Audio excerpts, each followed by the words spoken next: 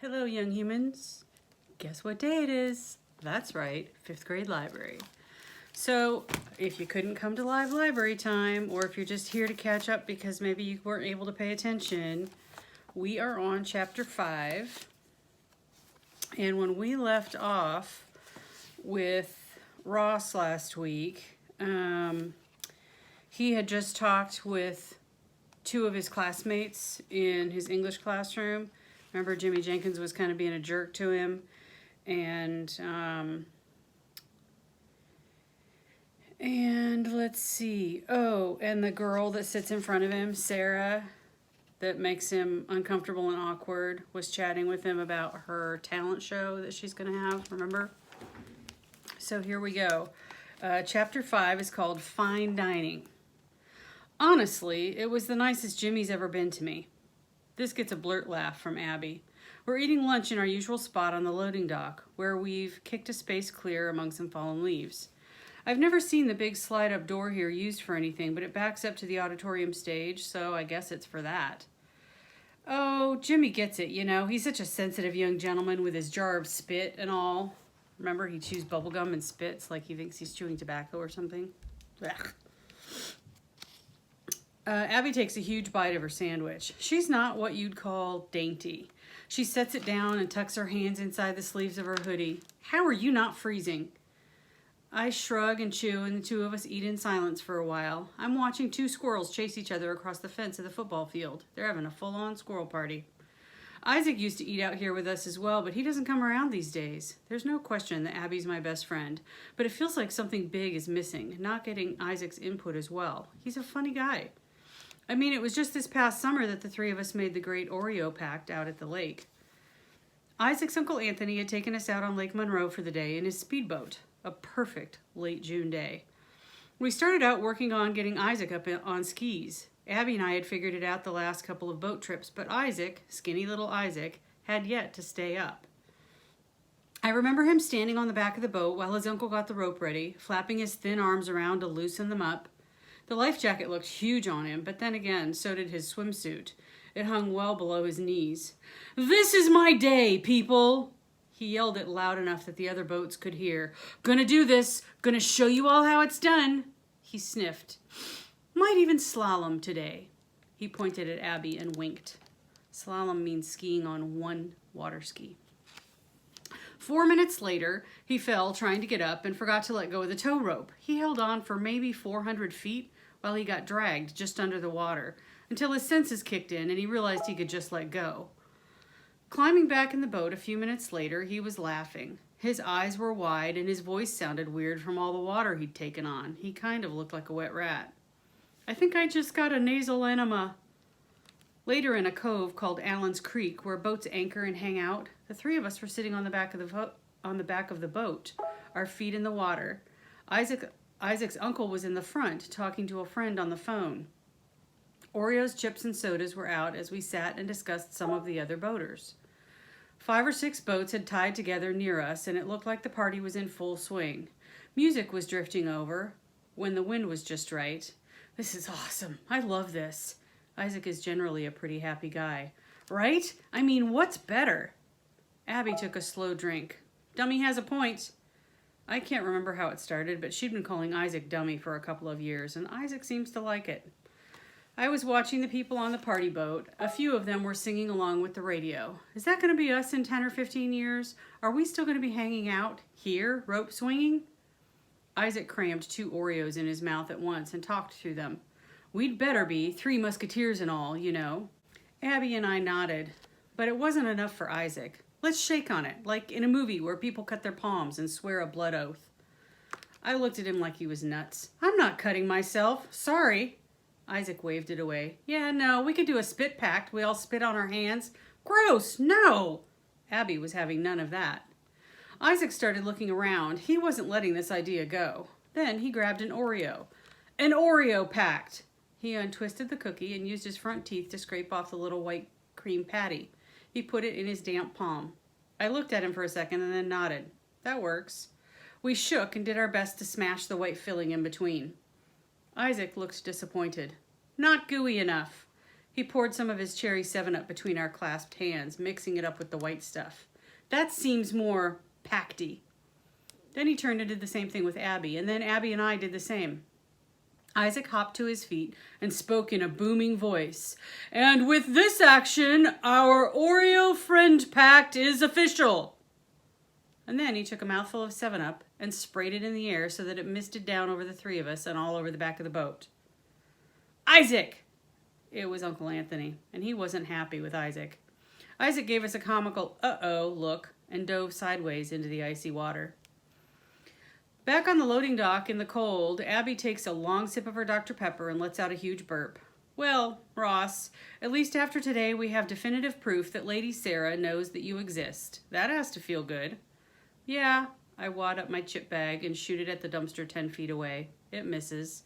"We're a romance for the ages." "Don't be so hard on yourself. We're just going through a super awkward phase right now. It's almost tragic, really, the awkwardness. But you'll grow out of it.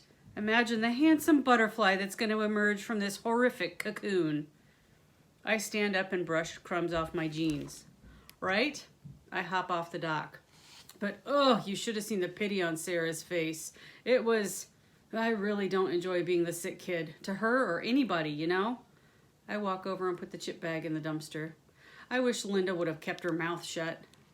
Months ago, when we got the diagnosis, my stepmom texted one of her girlfriends, who texted about 30 of her girlfriends, and then Linda's phone was blowing up and everyone in town knew, including everyone at school, including Sarah Kennedy. I'm still not sure what Linda was thinking. She might as well have pulled out a bullhorn and announced it to the world. Abby's always telling me to stop worrying about being the sick kid, or in her words, "I don't know why you let that stuff chew you up so much." I lean on the dock thinking about ways to disable my stepmother's iPhone. A big gust of wind throws our hair around, Abby's especially. The cold and the wind make my eyes sting. Then I remember the flyer in my pocket. "Did you hear about the talent show? Sarah gave me a flyer about it." "Yeah, I saw one in the bathroom." I twist around and look at her. "You should do it. Play that one solo I like." I mime her playing the viola.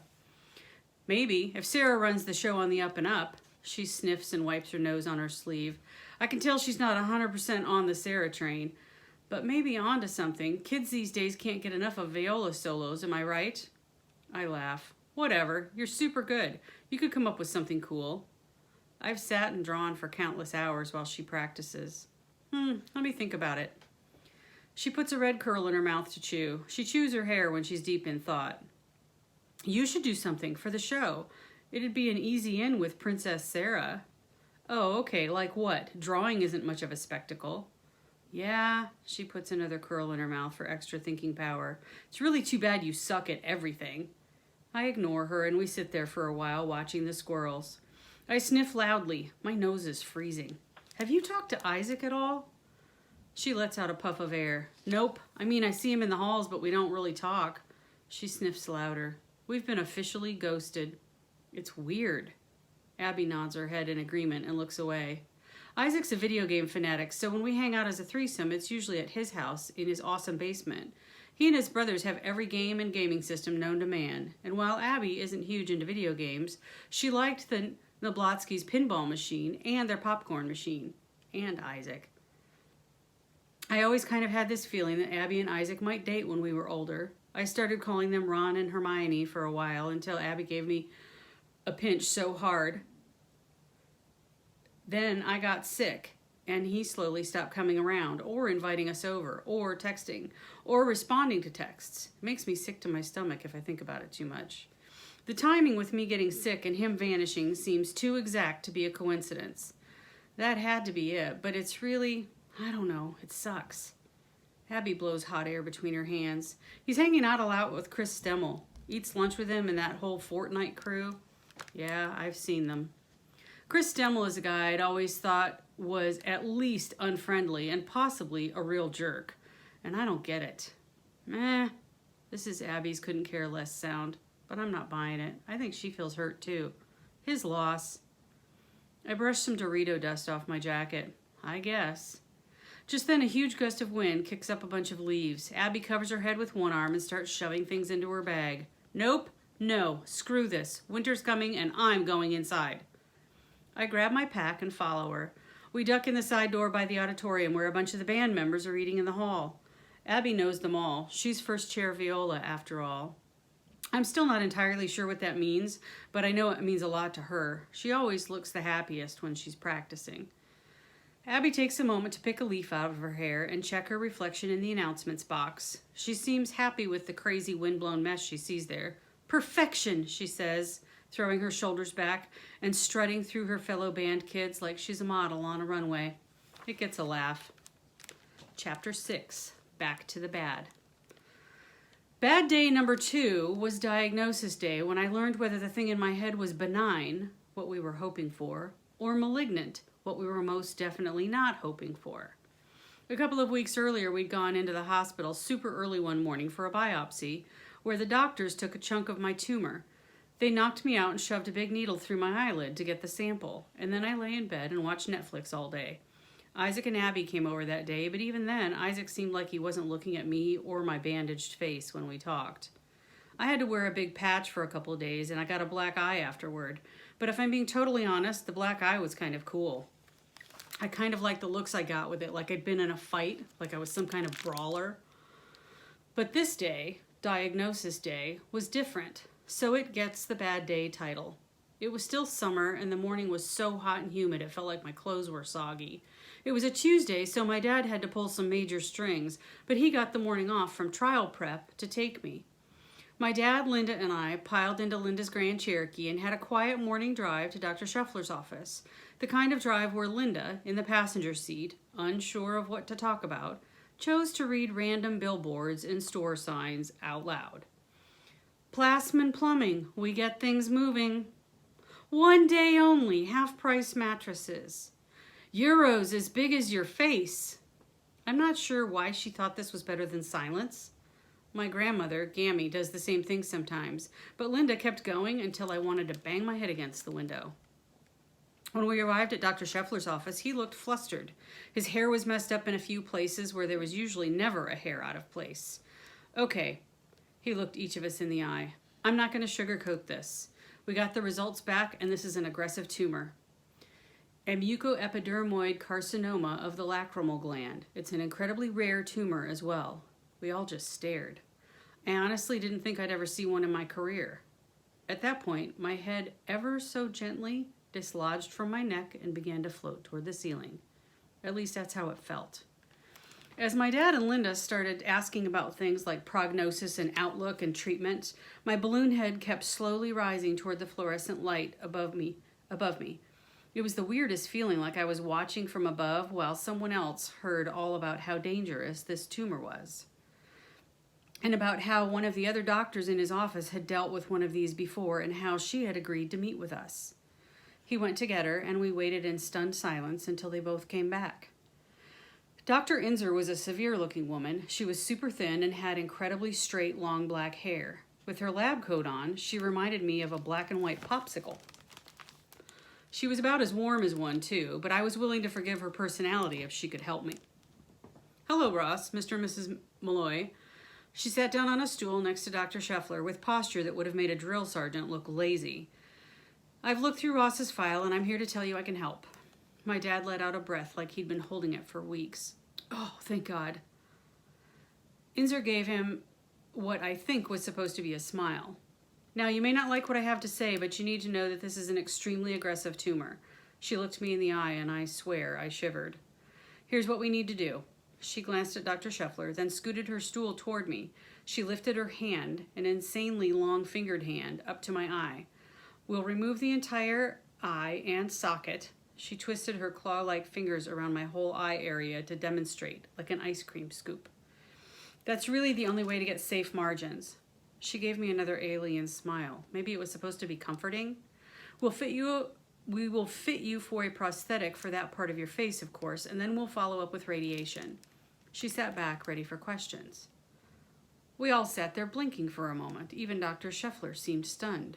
I can't speak for anyone else, but my blood had turned to ice. It was the bluntest delivery of horrible news I can imagine. Like she was telling me she was going to pop a zit on my forehead. My dad sat back, and I couldn't tell if he was going to yell at her or pass out. When would you do this? Dr. Inzer didn't blink. I have an opening Thursday morning. My dad's face fell. He looked to Dr. Scheffler for help, then back. In 2 days? Inzer reached down and straightened the edge of her lab coat, gently settled her hands together in her lap. I'm terribly sorry. I know this is a shock, but time is absolutely of the essence. I wasn't sure I could speak. Is that the only way? Dr. Scheffler sat up and started to try to soften the blow. Well, I'm sure we can look into... Dr. Inzer put a hand on his arm and a look passed between them. She looked annoyed. In my opinion, Ross, it's our only option. I've dealt with this before. This is a serious tumor that needs to be handled as such. To be frank, your life is more important than your vision. Linda swallowed loudly. So his vision, it would... Dr. Inzer scooted back a bit. Obviously, there would be no vision in the resected eye. She sighed, the first sign that there was a human in there. The unfortunate thing is that radiation will almost certainly cause vision loss in the left eye as well. Jesus! My dad stood up, then immediately sat back down. How much vision loss? Total, unfortunately. In her defense, Dr. Inzer looked like it genuinely pained her to say it. Dr. Scheffler just looked uncomfortable. We all sat in silence for a bit. Linda fished a wadded-up Kleenex out of her purse and dabbed at her nose. For some reason, I couldn't feel the chair under my butt. It was that floating feeling again. Apparently, when bad things happen, you feel like you're floating. Finally, the doctor spoke again. I'm so sorry, but you need to know how serious the situation is. I wish I could give you better news. I was wishing the same thing, or that this was some really twisted joke, like she was going to tell me I was on a prank show, but she didn't, because I wasn't. Yet again, leaving that office is a blur to me. I saw Dr. Inzer write down the name of a few books we should look up online. She handed the piece of paper to Linda while my dad was talking quietly with Dr. Scheffler. Linda only half tucked it in her coat pocket, so I grabbed it when she wasn't looking. The first book was something about accepting a new normal. The second title had the words living with disfigurement in it. Wow. I quietly tucked the paper back into Linda's coat and walked outside to wait for them. Later, my dad took me over to Abby's. She'd been texting and I hadn't responded. Telling her by text would have felt wrong. She met me at the front door. So? I gave her the best smile I could. Let's go for a walk down to the creek or something. Her face fell, and I'm pretty sure her summer tan faded a bit. There are some fields behind Abby's subdivision that lead down to a small creek where we've spent hours splashing around and catching crawdads. It's kind of our spot, or one of them anyway. We climbed over the rail fence and set off into the waist-high weeds and grass at the back of the property. I walked quietly for a minute before I started in. The news isn't, good. Abby watched me while I grabbed a big stick out of the path and threw it to the side. So, it's cancer? Yeah. I let out a slow breath. It is. And it's some rare kind or something, of course. What kind is it? I don't know. We both hopped down a small embankment. I don't really want to know, at least not right this second. It's a mugga epicarny lacra cancer or something. It's super bad and aggressive, apparently, whatever that means. I heard Abby behind me and I realized she'd stopped. Oh, Ross. I turned around and she had watery eyes. I'm sorry. She put her arms around me in a big hug. I felt tears stinging my eyes and nose. I told her what I remembered about the specialist and all the horrifying eye stuff as we took off our socks and shoes and waded into the creek. Everything looked different. I was looking at the world through post-cancer diagnosis eyes. I wondered if this was the last time I'd be able to look around these woods. When I was finished, Abby sat on her rock and wrapped her arms around her knees. Have you told Isaac yet? I shook my head. No, I'll call him. She closed her eyes for a few seconds. So are you? Then she kind of ran out of gas, like she didn't know what she wanted to say. I looked up at the trees above us. Right? We sat that way quietly for a while. I think bad day number 2 was the longest I've ever heard Abby go without talking. We're going to stop there. Chapter number 7 is called Laser Beams and French Fries. And we'll do that next week. Thanks for coming. I'm glad you were here.